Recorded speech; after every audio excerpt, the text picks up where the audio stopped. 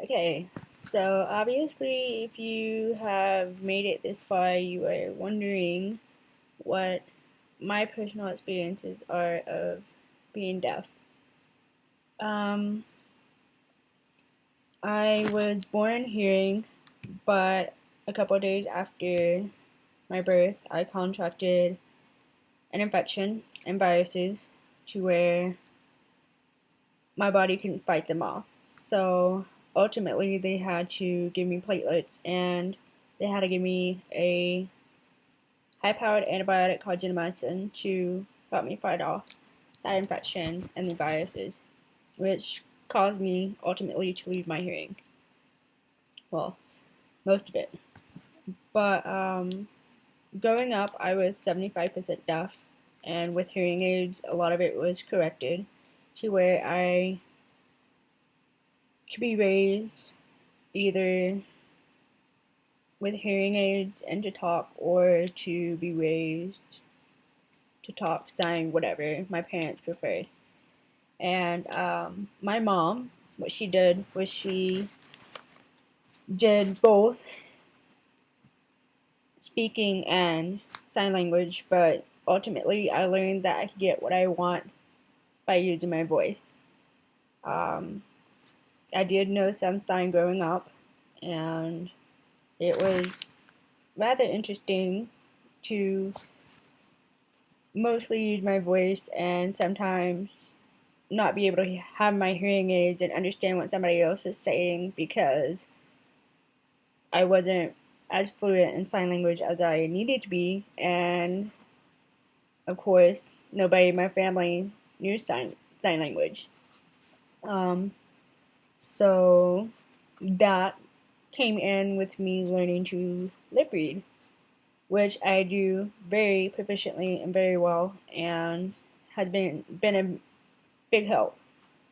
However, in high school, I kept getting sick, so they had to keep putting me on antibiotics, which also caused me to lose the rest of my hearing, to where I now am completely deaf in my right side, and I have a cochlear implant, which I wear only when it comes to my classes or at church, which now I'm in a deaf branch, so I don't really need to wear my implant at church. Um, on my left side, I only hear approximately 30% with my hearing aids, which is about 60 decibels. And that's pretty much basically having a conversation one on one, 3 feet away. I can hear on the phone when it comes to certain things. It just depends on what I'm using, whether or not it be um, the phone speaker against my ear, not the actual loudspeaker, but the hearing part. Or, and it just mostly depends on the tone of voice. If it's a male, I pretty much suck hearing my voices. I'm going to admit that one right now. But if it's female voices, I hear them a lot better. Um, However, when it comes to being in groups or in a classroom setting, or um, say you're one on one or you're in a city hustle bustle, it's complicated. It's hard and it's very stressful.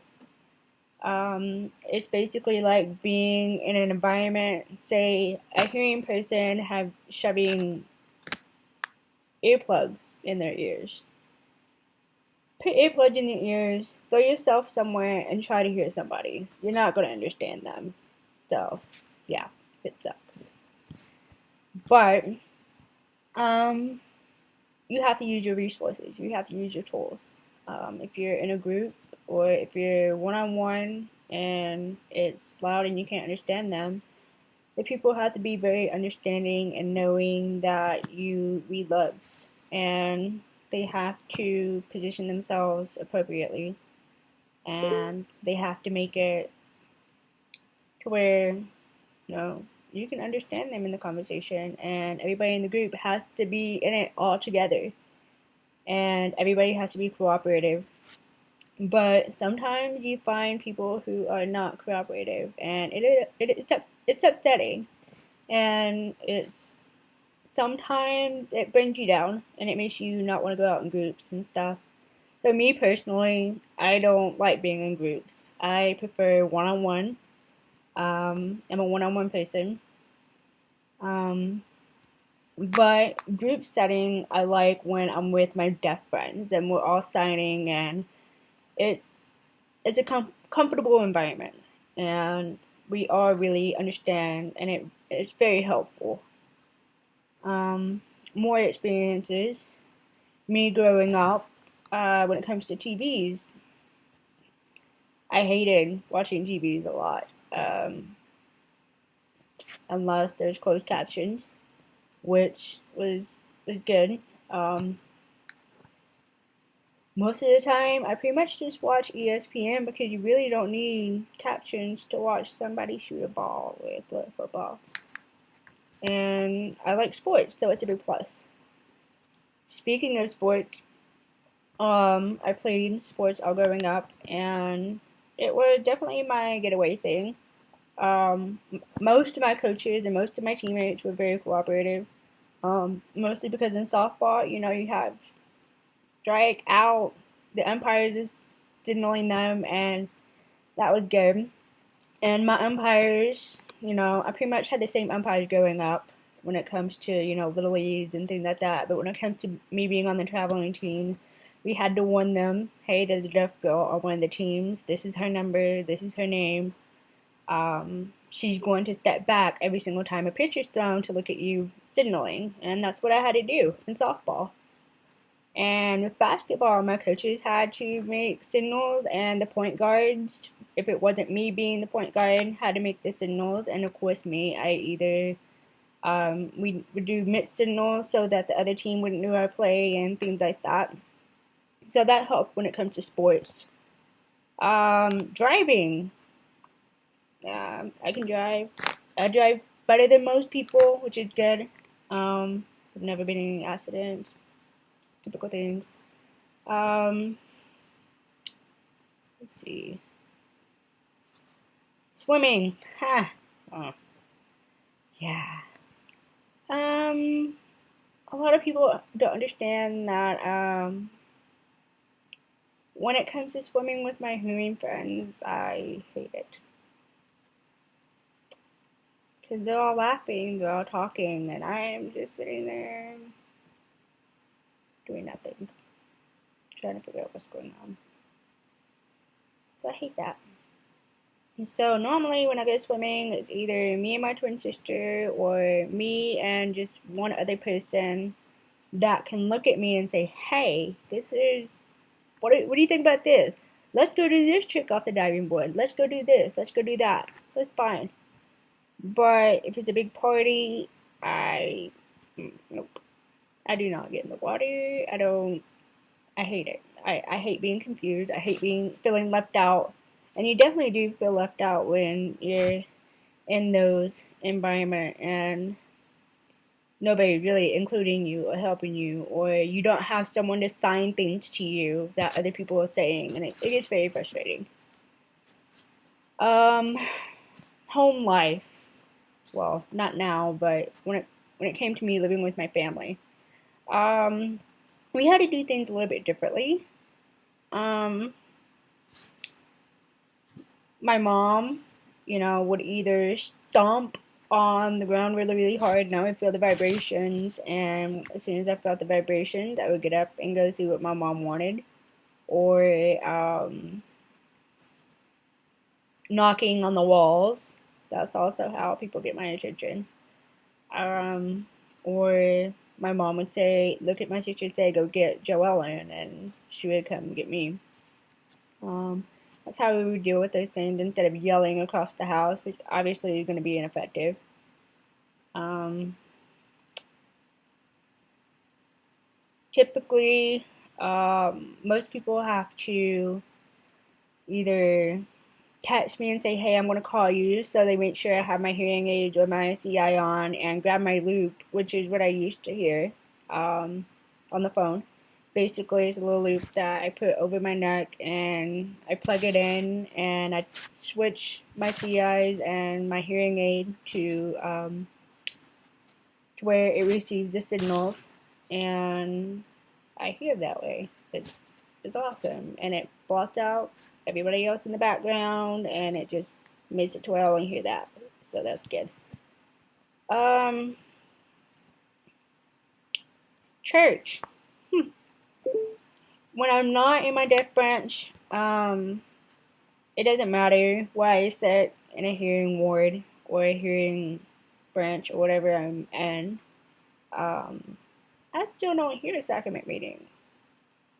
And reading lips, it's kind of hard to read a lips that's like this big from where you're sitting. So, pretty much sit clueless in sacrament meetings and stuff.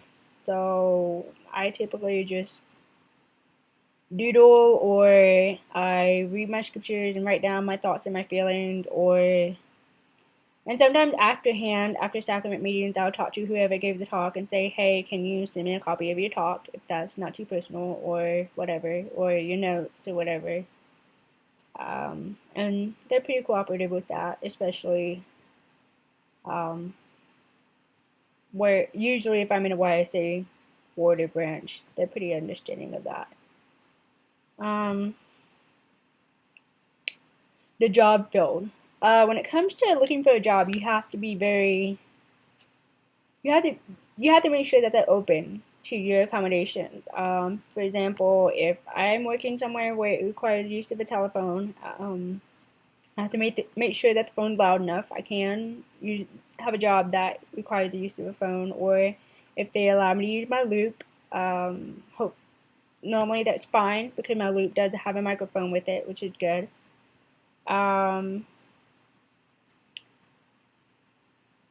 Yeah, I can pretty much do whatever I want.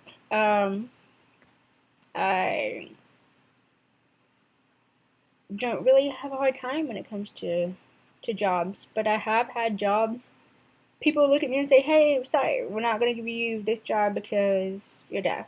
So, ultimately, that sucks. But now I know about the anti-discrimination laws, so they're going to get hit with that if I get jobs cut for me. My favorite thing, though, about being deaf, sometimes silence is golden. I love it.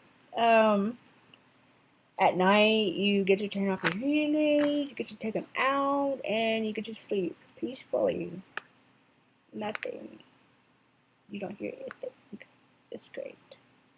You don't hear the person snoring next to you if you have a partner or a significant other. You don't hear cars outside. You don't hear the train going by. Nothing. It's wonderful. But like I said in my advantages part, the only thing that's really gonna wake me up is flashing lights. Hate them. It scares me to death. Like, seriously.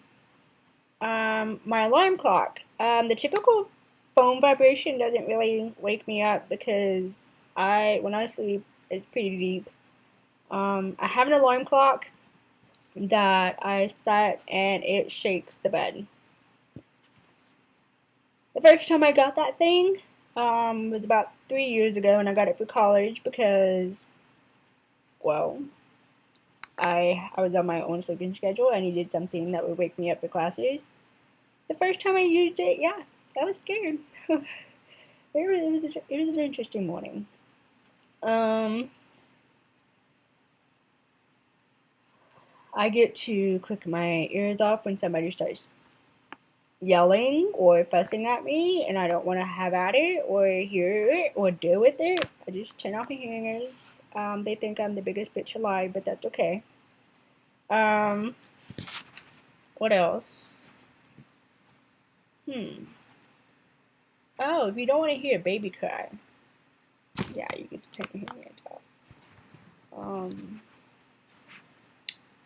It definitely helps with your patience levels when you're able to turn off your ears and not hear things that you don't want to hear. Sign language, another thing I want to talk about. I mentioned how I wasn't very fluent growing up. I didn't become fluent until I got to college, and I didn't want to use my CI all the time, and so therefore I became fluent. I started hanging around other deaf people that were very understanding with the fact that, I was losing my hearing. I wanted to know more sign, and I wanted to be able to be effective in both hearing and using sign. So I had a lot of deaf people, and they've been helping me, and they're still helping me. My sign is fluent, but it's not as fluent as I want it to be. I'm working on it, and I'm getting better at it every day. The people I live with is my best friend Tracy, her husband Brett. They're both deaf significantly. Tracy has a cochlear implant, and Brett is all deaf. So they sign, and I'm learning a lot, and I'm becoming more proficient at it. So that's good. I feel like I can be more well-rounded and be able to be in the community that I feel like I belong in, and that is nice. It's very helpful, so I don't feel as emotionally left out as I should in the world. So I feel like I have some place. Um, but if you want, and I haven't answered any of your questions in this video, just comment on this blog post, and my next post to be more of a Q&A, and it'll be a video. So, yeah, that's it. Hopefully you've enjoyed this. So, thanks.